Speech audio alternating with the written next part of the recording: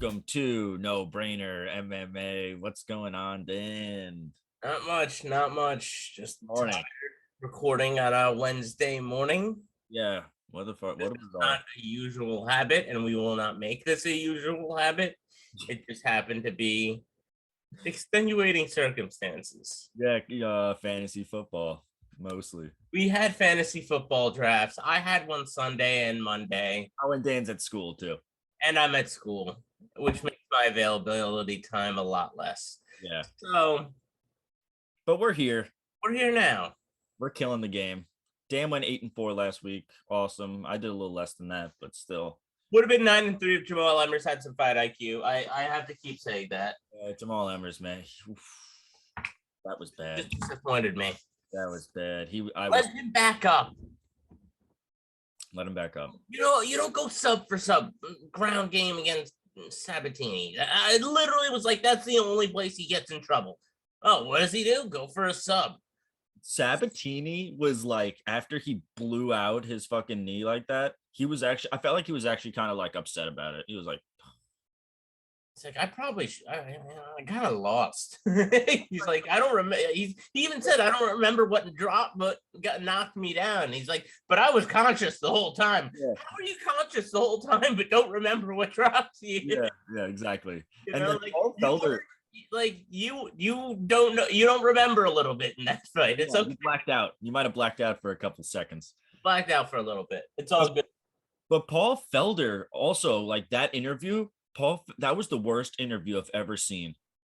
That Paul Felder interviewing Pat Sabatini. Go back and watch that. It's just like awkward and like it was terrible. I might have stepped out during that or something. And then we'll just go over the main event quick. Giga, oh my God, this guy is going to be a fucking contender. They need to push him up soon, though. He's 33 years old. Yes. Let's see him get to a hopeful title shot. You know, it's a very, very, how do I say this?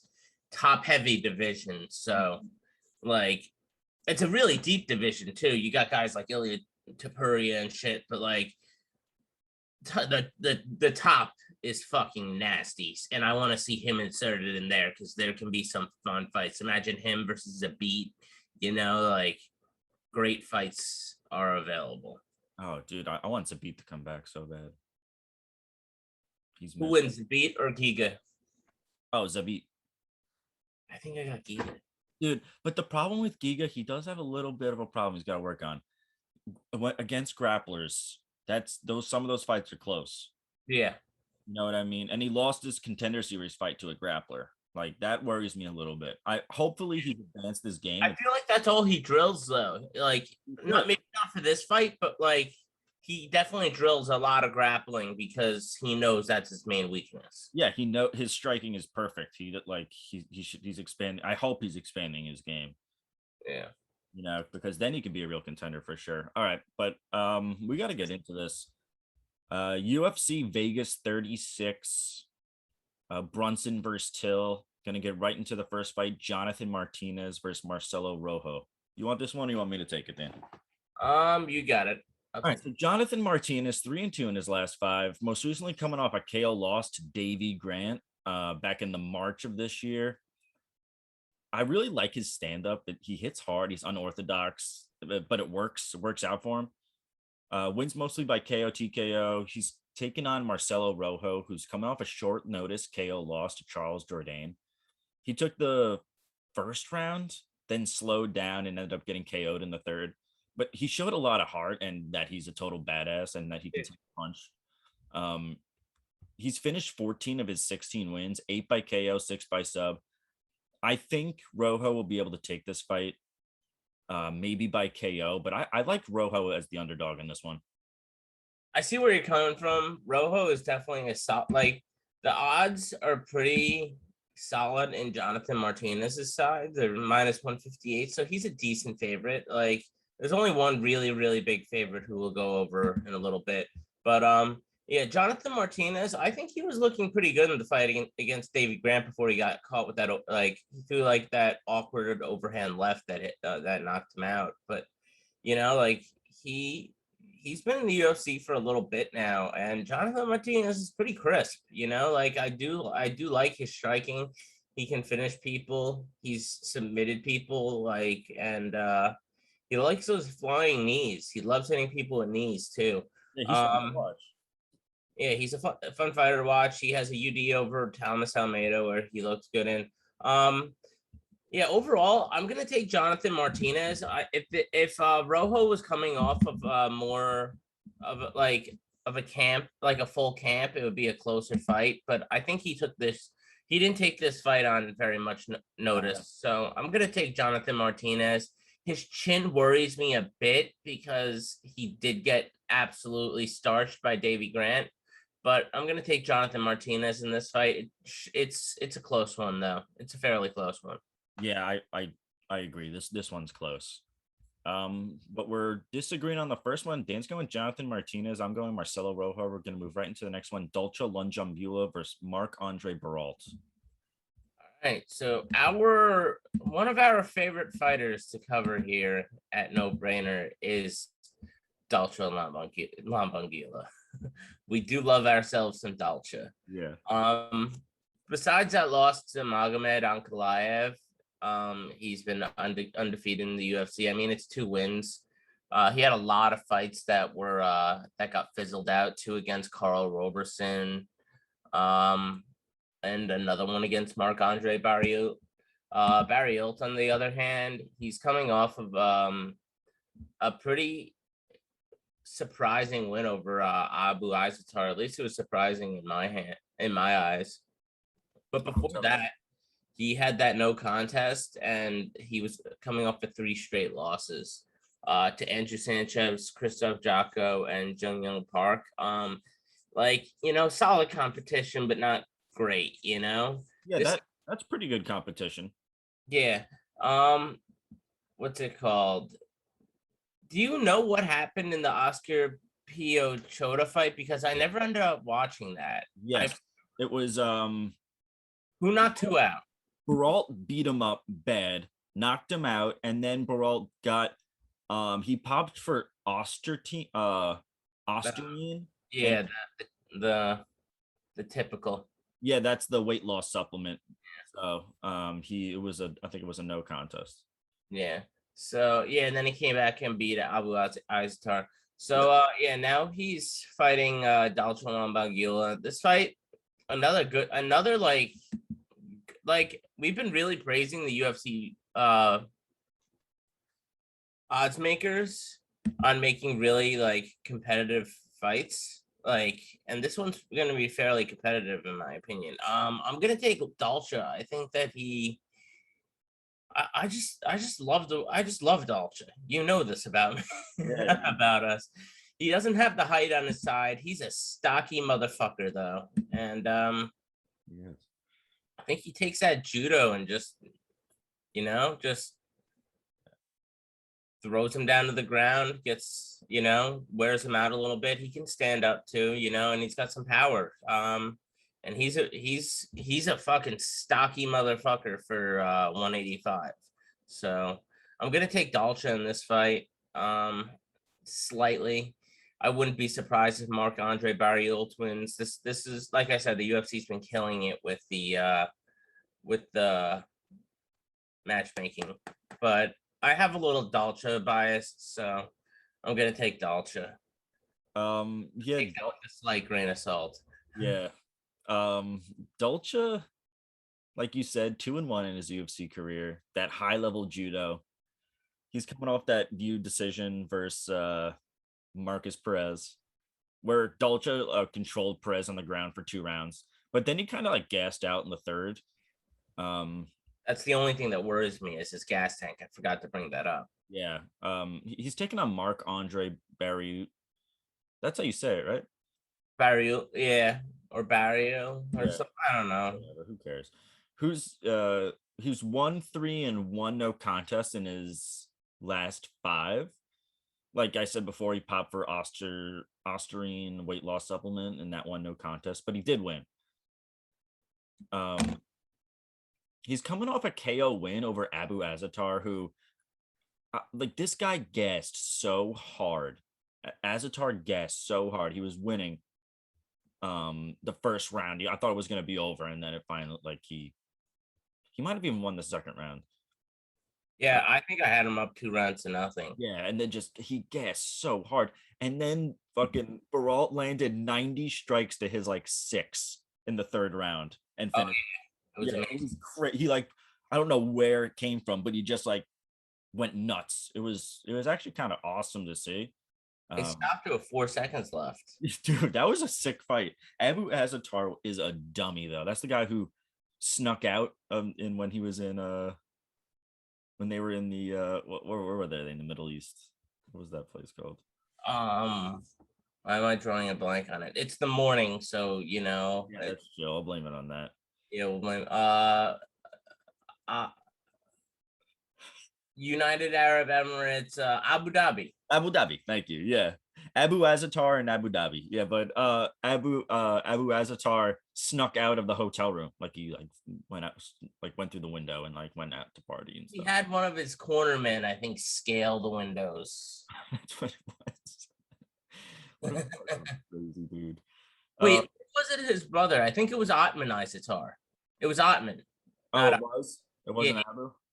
It was his brother. We're blaming him. We're blaming him for this. No, sorry. He could have been the one doing it. No, he's not scaling anything. You seen that fucking dude? He's a brick shithouse. 9 of his 12 wins have come by KO TKO.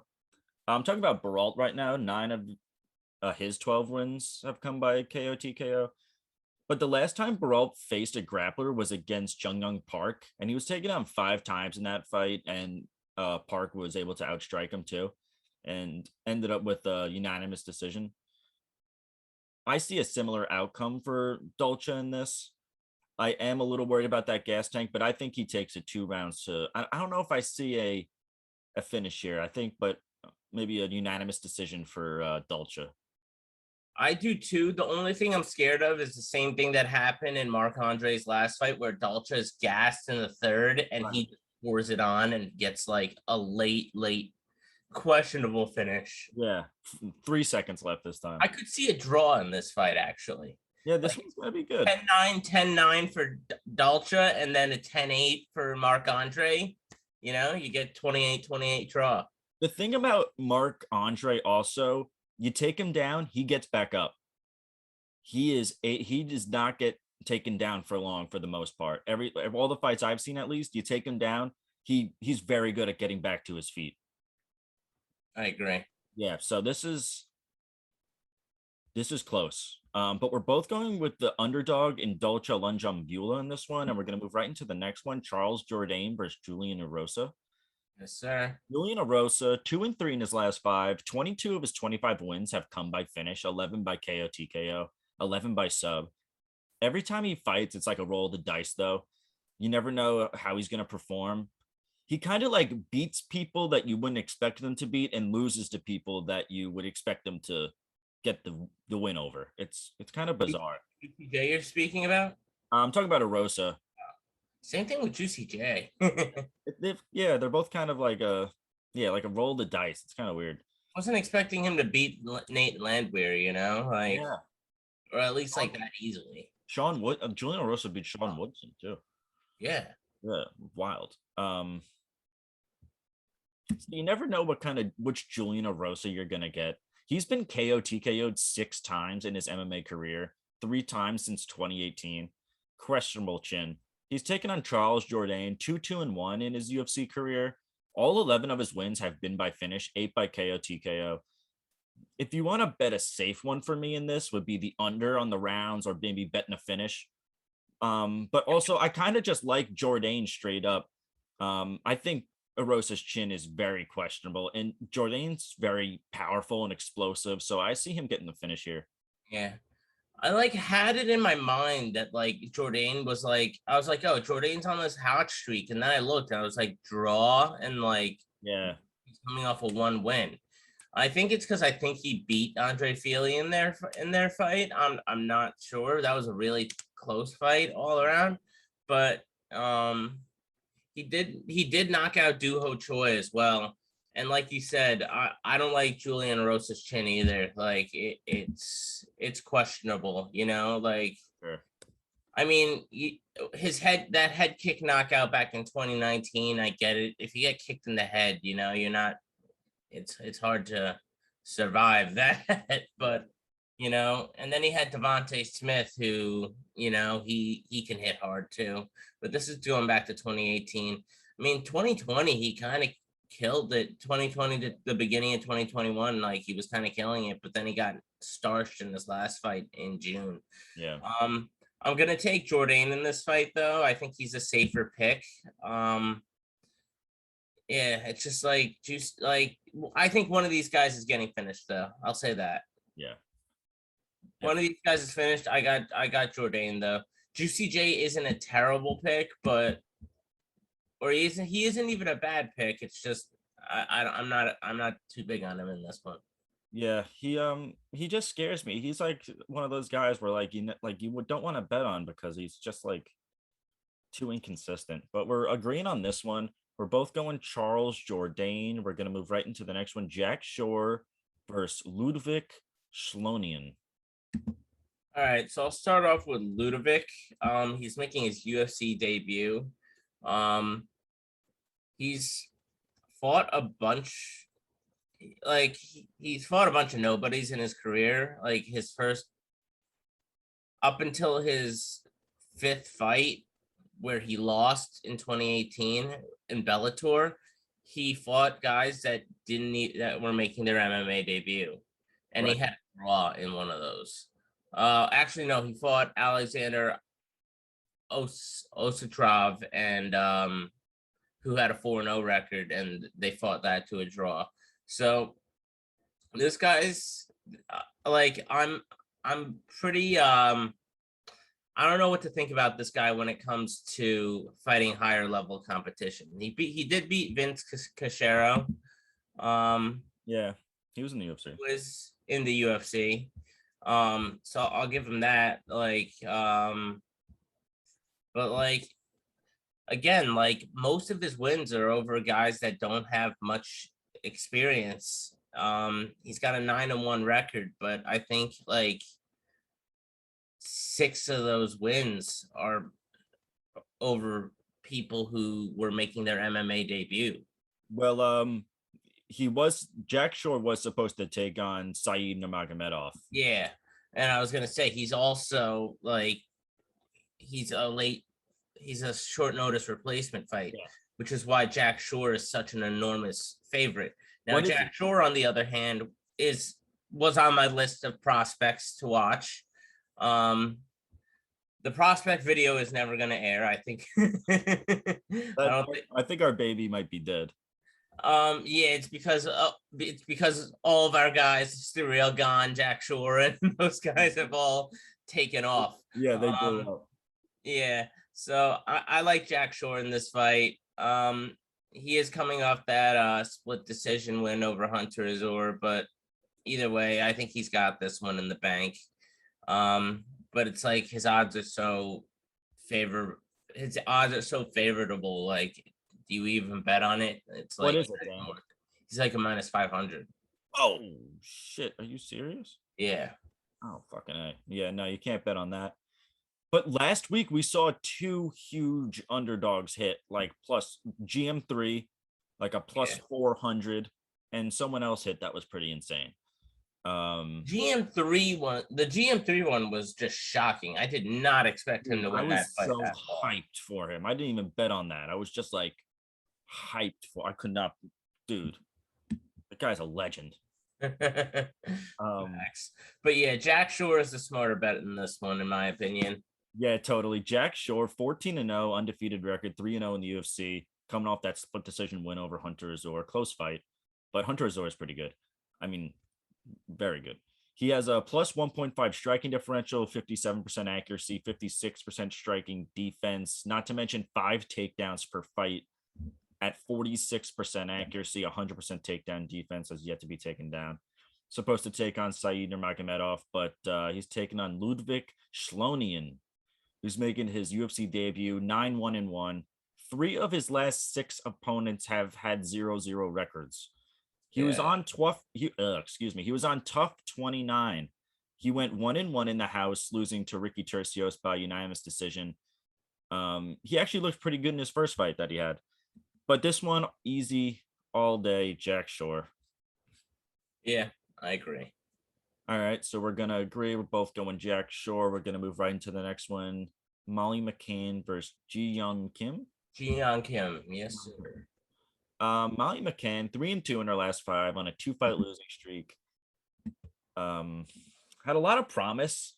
And then people found out that she just can't defend a takedown. Getting taken down 12 times in her last 2 fights. She's got a plus 0.9 striking differential, only 28% takedown defense. Taking on Ji Young Kim, who's 3-2 in her last 5 also, and coming off a unanimous decision loss to Alexa Grasso in an obvious 30-27. She's a striker, but has a minus 0.5 striking differential, only 34% striking accuracy. Yeah, Alexa Grasso took her down. Yeah.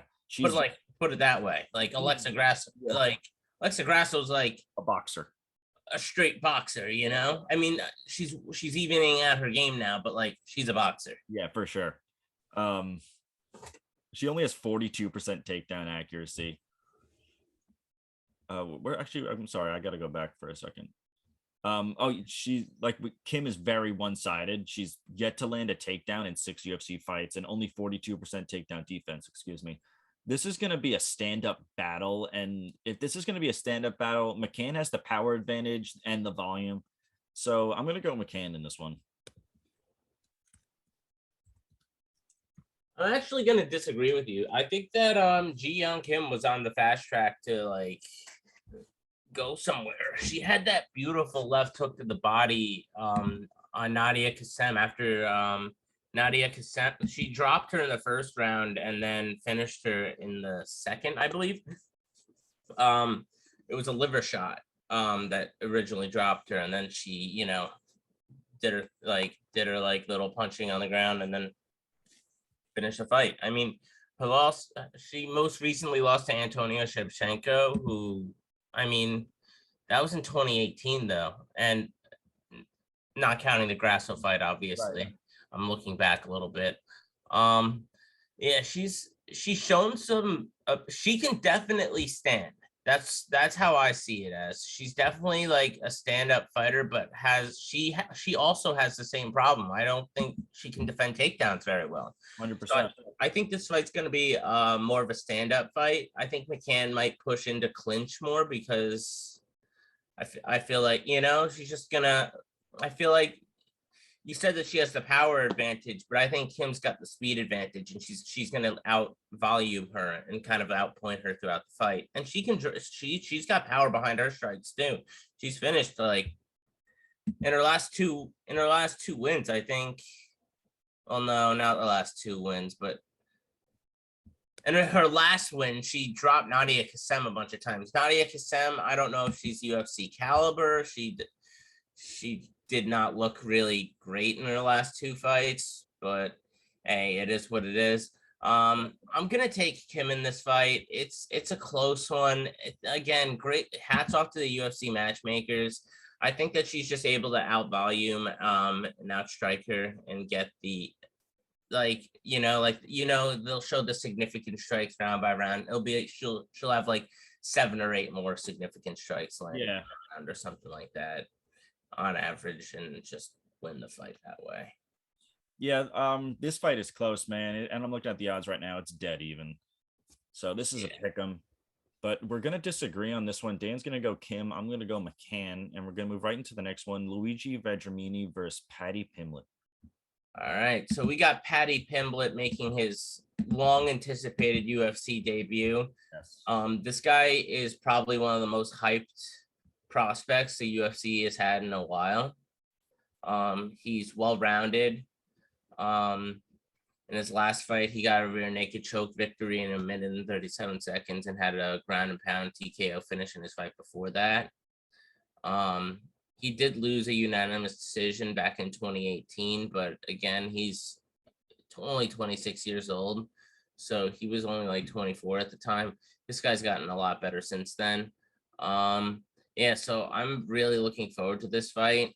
Let's see if Paddy the Batty Pimlet can get it done. He's taking on a pretty no joke opponent in his first fight though. Like I would expect the UFC to give him somebody that like that would be an easy fight, but Luigi Vendramini is honestly like a fairly like he's good competition, Yeah. like they're kind of throwing him to the wolves in his first fight, and maybe that's what he wanted. So I kind of like that mindset on Pimlet, saying like, give me somebody solid. Don't give me a joke fight where I'm a minus 700 favorite, Right. So, I mean, Luigi is under in the UFC so far. He is 1-2 with his win being a head kick win in a minute. So that is pretty solid. He's gone all 3 rounds. His last fight was a majority draw. There's Yam. Majority decision loss to Faraz Ziam, who I'm not that big. He's okay. I like him. He's pretty good, yeah. But like, still, like, actually, yeah, fuck it. I can't throw shade towards him. He's good. He's good. Yeah. But yeah, I think that Paddy. Fuck it. I'm riding the Paddy Pimlet train. He's a minus 138 favorite. Let's see if Paddy Pimlet can bring that hype into the UFC and get that dub in his first fight. I think he's able to overcome it. He's got so much hype on him. A lot of people are going to be putting a lot of money down on him. So I'm sorry if he loses, but I'm on the train too. Let's get the Paddy train rolling. Right. I totally agree. But I'm going to start off with Luigi Vendramini, 1-2, like Dan said. All 9 wins have come by finish, 5 by KO. He fights kind of timid, and he's gone 1 for 11 for takedowns so far in the UFC, and only 2 strikes per minute at 37% accuracy. He's taken on Paddy Pimlet, who's making his UFC debut. 16-3 record, pretty good. 3-2 in his last 5. I like to see him a little more active. Doesn't fight. He fights like basically once a year. Half of its fights have been won by sub. I'm kind of curious about his gas tank. Hasn't seen the second round since February of 2018. But overall, I like Paddy in this one. Pressure's on for him too because he talks so much shit, especially on Twitter. Yeah, and he is a really highly touted prospect. He calls out like Conor McGregor, like he calls out like these people that are already like huge names, like right off that. So he's got a lot of pressure on him. But I think he gets this one. So do I. Like he could be a superstar, but he's got to get a haircut. That hair looks terrible. Oh, dude, he looks like Simple Jack. You ever see? Yeah. What movie is like that? He literally Tropic Thunder. He looks like Simple Jack. Yeah, he's got the. If you guys don't know who Simple Jack is, Google him, and you'll be like, yes, that's Paddy Pimlet. Dude, he's got this. That's actually such a good comparison. Dude, they kind of like sound alike too. Cut your hair, man. All right. So we're both riding with the hype train in Paddy Pimlet in this one. We'll bring it into the next one. Connor will take it away. It's Khalil Roundtree versus Modestas Spakowski. Yes. Connor? Khalil Roundtree, 2-3 in his last 5. He's coming off a loss to Marcin Prachnio in a fight where he looked great until about the 2-minute mark hit, and he just completely gassed, like alarmingly gassed how bad it was. Not to mention he's got bad cardio, not to mention he's very one-sided striker, 50% defense, takedown defense. He's just basically looking for knockouts. He's taken on Modestas Spakowski, who hasn't looked too great himself in his UFC career, 1-2. Two of his 4 losses have come by KO as well. And in the first 2 minutes of the first round, which is all Roundtree needs. This one is tough, man. It's like which Khalil's gonna show up. Exactly. And you know what? I can't bet on, after seeing Khalil's last fight, he actually looked that bad. He reminded me of like what happened to Tyron Woodley, just like he doesn't belong there. So I'm actually Prachnio. Like Prachnio isn't good. I'm sorry, he's not good. Not that great. Like, No. His last 2 fights, he's looked good, but he's faced Khalil where he just looked terrible, and then he faced Kutalaba, I think, right? No, not Kutalaba.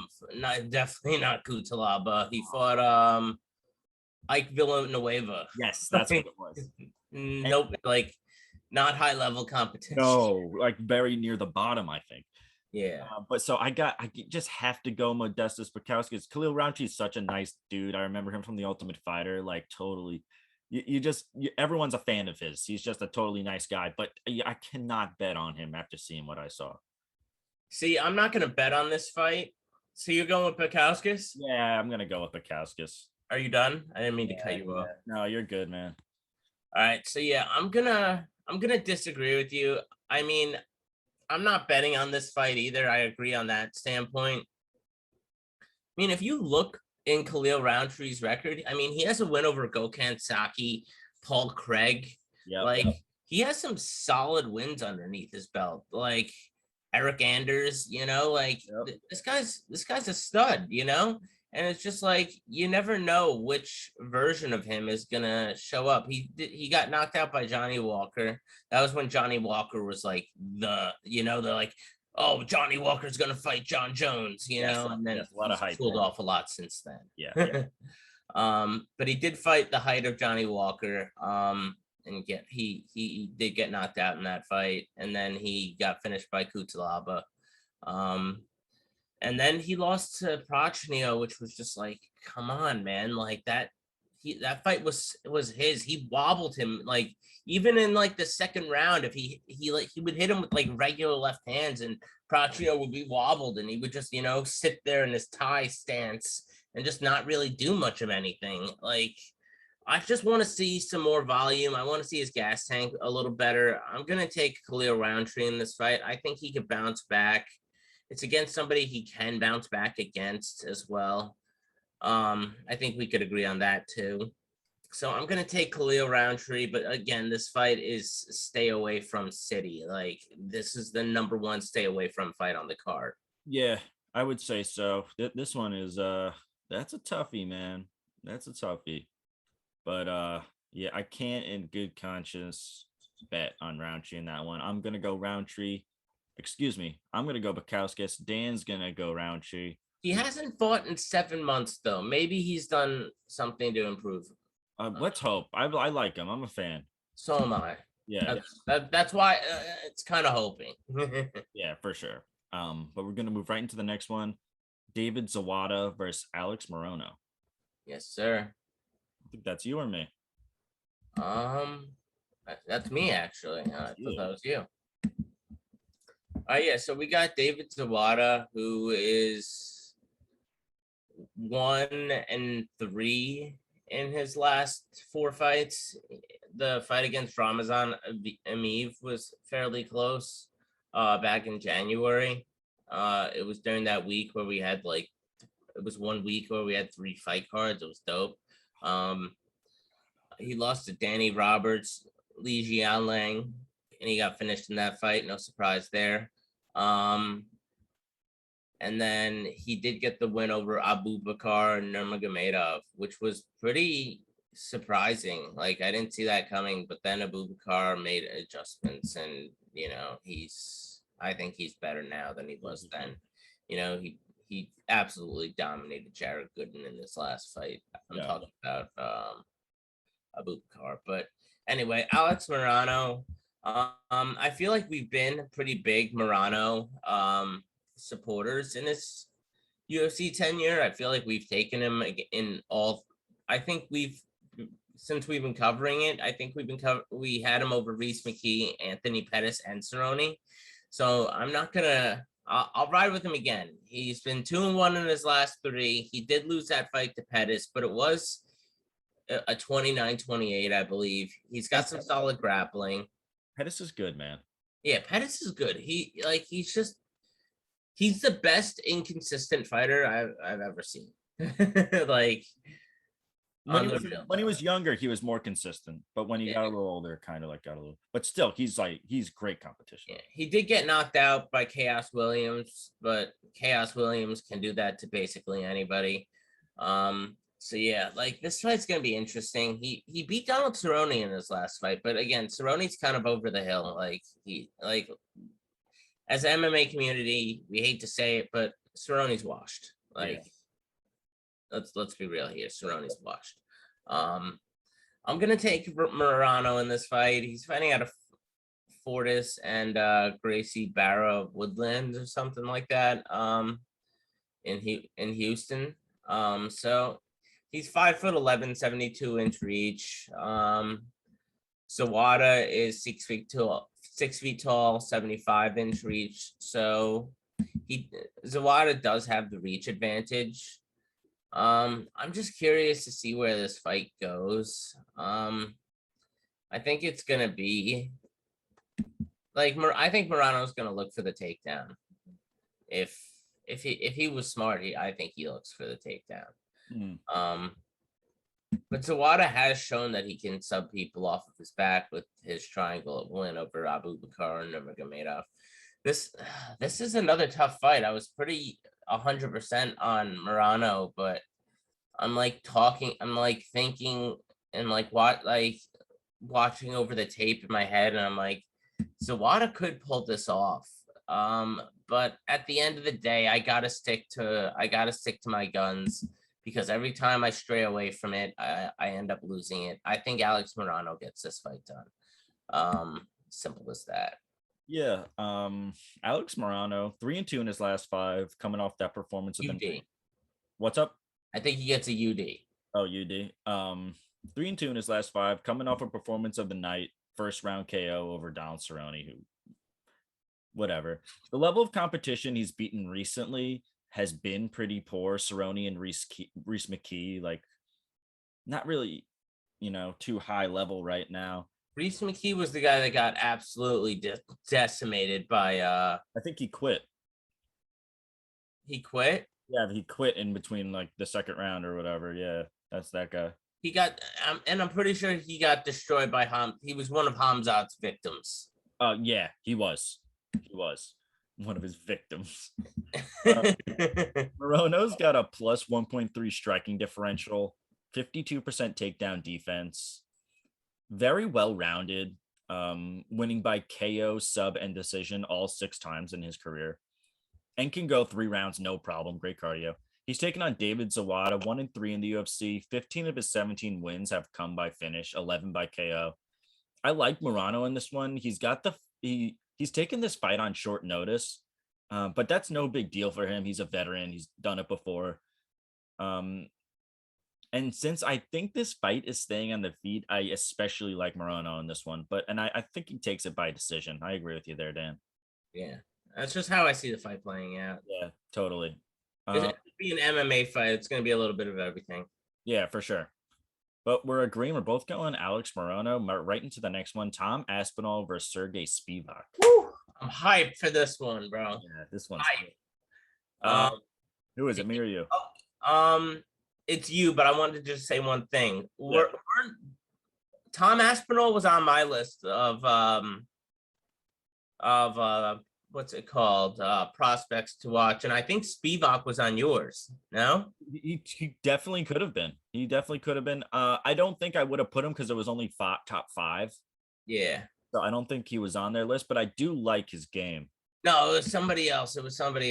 Never mind. It wasn't Spivak. But Spivak could have very well been one of them. It could have been Chris Dawkins. It was another bear type of nickname. Yeah, what could have been Chris Dawkins? No, it's that guy who chokes people out with his forearm. I forget. Oh yeah, I think you're right. I think his nickname is also the polar bear. Yeah. Yeah. That's what got me mixed up. Yeah, you're right. Okay, so let's get right into this one. This one's open and shut for me, in my opinion.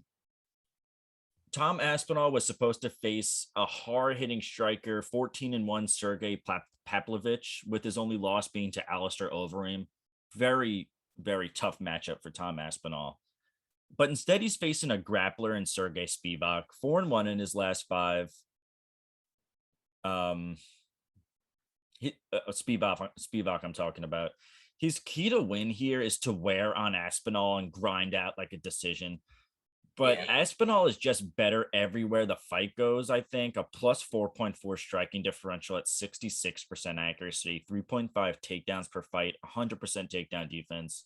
None of his three UFC opponents have even attempted a takedown on him, or just didn't even get the chance. They didn't even get the chance for the most part, not even attempted. But Aspinall all day in this one. I really like it. I don't know what the odds are in this, but I'm gonna check the odds real quick, actually, because I'm curious. Because if the odds are minus 280. minus, yeah, I'm seeing minus 245, minus 250, 260. Yeah, I could see like I thought it'd be closer. what I thought it'd be a little closer. people are feeling how we're feeling. Tom Aspinall's really the next thing. Yeah. The way he was able to finish Andre Arlovsky, how he rocked him and not locked in that rear naked choke, he did it in like they were standing and he got the tap within 9 seconds. He lands the punch and then quickly grabs it back and chokes the guy out. This guy has, like, we haven't seen much of it in the UFC, but he has ridiculous submission game. Like, he's a great Brazilian jiu-jitsu artist. If you look at his Twitter handle, it's Tom Aspinall BJJ. Like, we've really only seen the striking. He came into that UFC debut with that beautiful right hand that he knocked out Jake Collier with. Then he beat Alan Badeau. No surprise there. And then Andre Arlovsky after that. But this is definitely his biggest test so far against Sergey Spivak. Spivak is just, he really is like a polar bear, like he definitely does need to wear on him if he wants to win this fight.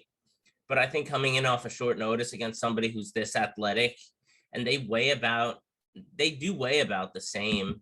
I think that they have the same reach, 78-inch, which is solid. But Tom Aspinall has a 2-inch height advantage. He's just a kind of freak athlete, in my opinion. I'm big on Tom Aspinall, and I think he's got this in the bag as well. He's well-rounded. We just haven't seen a lot of his well-rounded skills. This guy is going to be a guy who I think will be fighting for a title at some point in the next 2 to 3 years.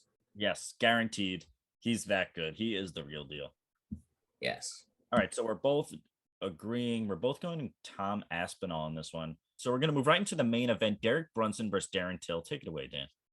Yeah, so we got Darren Till, who made his who's now 1-1 in his middleweight venture in the UFC. I mean, he fought at welterweight and he really did well there. He had, he went and fought for the title where he was a favorite over Tyron Woodley. He did get finished and showed that he wasn't really on that level yet, but he was super young at that time. He's 28 now. Back then it was only 2018, so that's 3 years ago. He was like 25 fighting for the title. So he's older now. He's got more experience underneath his belt. He has a win over Kelvin Gastelum when Kelvin Gastelum wasn't taking fights on short notice every other week.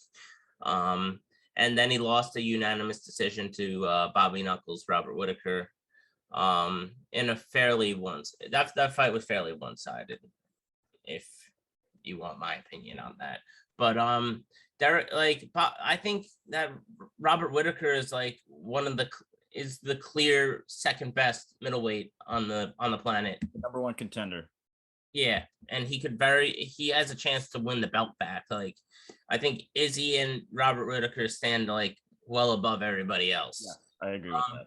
But Derek Brunson has had a very, very nice career resurgence of late. He has just come back and it's just derailed hype train after hype train. He has a 4-fight winning streak over Elias Therodu, Ian Heinisch, Edmund Shabazian, where he was definitely expected to lose, and the UFC served him up on a silver platter to lose that fight. Beats the shit out of him. Beats the shit out of Kevin Holland, wins that decision fairly easily. And then now he's fighting Darren Till. He's getting a real opportunity to get back into a top 5. He could be a serious contender. And as an older guy at 38, at 37, he's only 37. He's not too old. This is really his last run. And he did move training counts down to like Sanford MMA with like Henry Hooft. So like ever since he's done that, he's been just unstoppable, honestly. Yeah. And Blonde Brunson is no joke.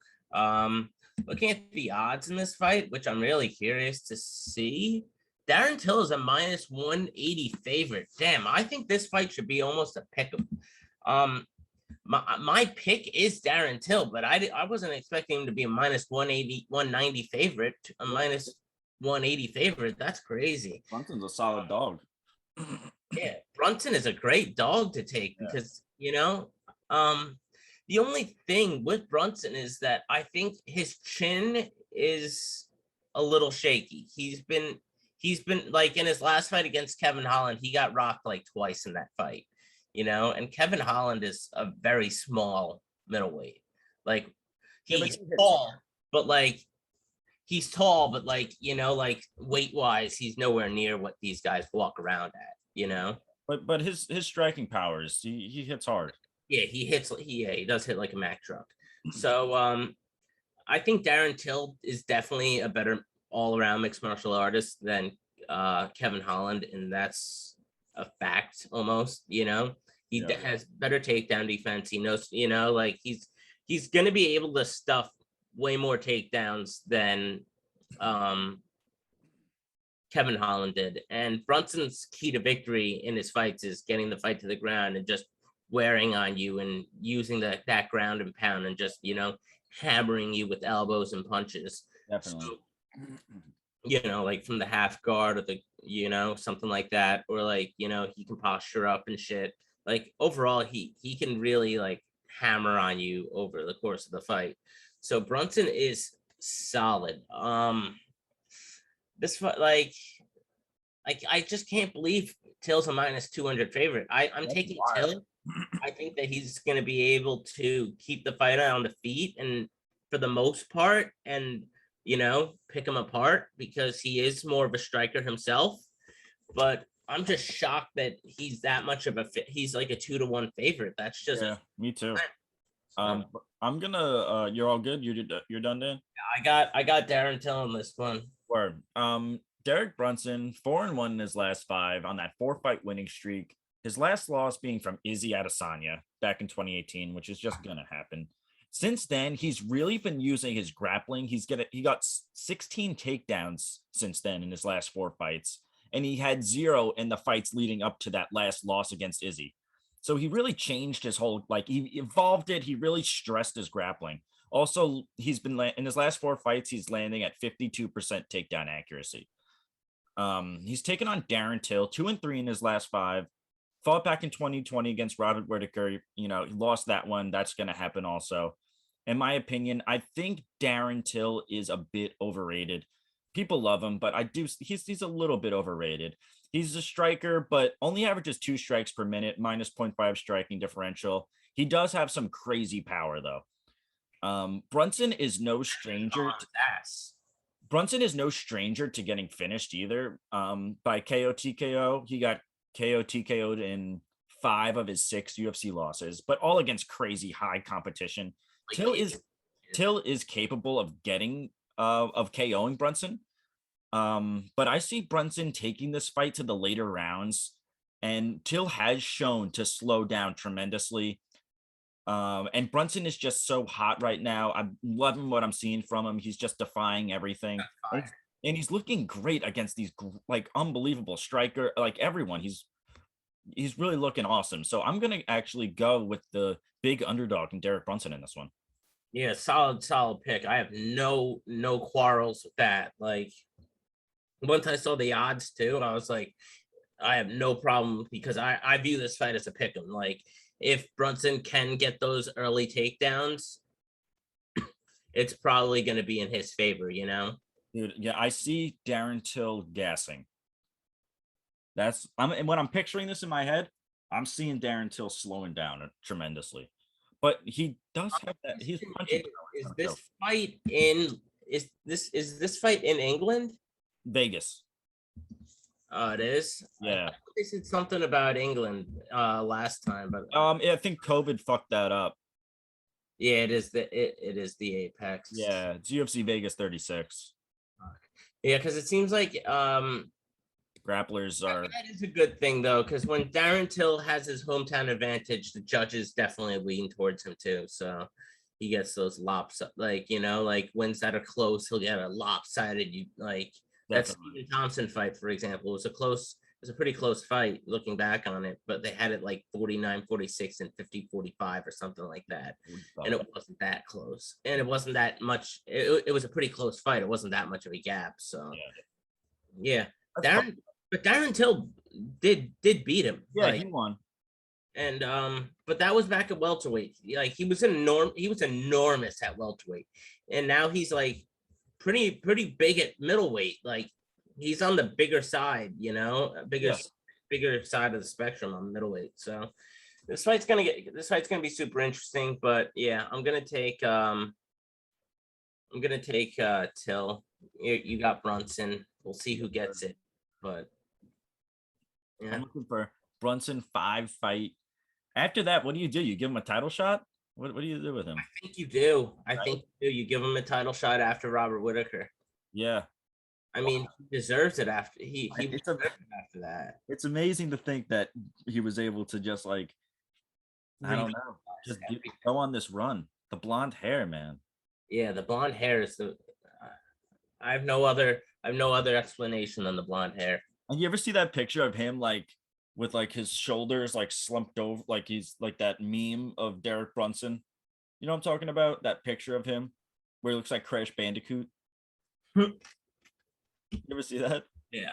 And his arms are like so long and he's like standing there like so awkward. I'll throw a picture in here for the fans. All right, we're gonna end this here. Dan's got to go to school. I gotta go drink some more coffee. No Brainer MMA signing off.